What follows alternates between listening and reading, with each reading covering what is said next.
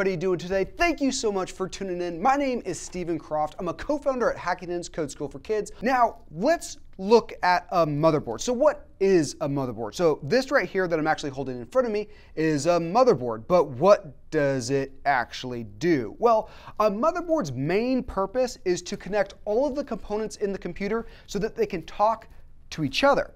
So on the board itself, so this is the board, this thing in front of me, it's got a slot for the RAM, a slot for multiple PCIe Express cards. Most oftentimes, you're gonna see a GPU or a graphics card in them, network cards and other things along the way as well, but most often a graphics card. All of your input and output device holes there, so all of your USB devices and your speakers and your monitors and all that can go through this spot here. It also has connections for all of your drives, your hard drives and your SSDs and even your fancier M.2 SSDs. What a motherboard does is it allows data to flow across the different devices. So let's say you're booting up a game. You click an icon on your screen and then the game appears. What actually happens? Well, that command goes into the CPU as ones and zeros.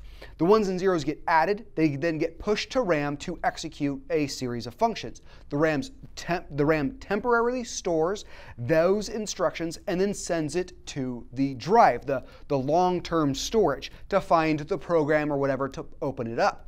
That program then sends data to the RAM to be held until the CPU is ready for it and then passes that data over to the CPU. CPU crunches some numbers, adds the ones and zeros together, and then passes it back through. Now, if you're actually playing a game, some of that data is going to get split off from the CPU to the GPU, which is another giant calculator. All the CPU and GPU do are add ones and zeros together. They just do it super fast.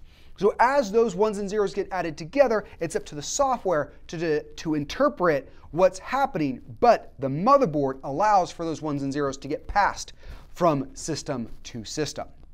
So hopefully that made sense. If not, let me know in the comments below. Also, if you know any motherboard or mother jokes, drop them in the comments too. I want a little giggle. But thank you guys for watching.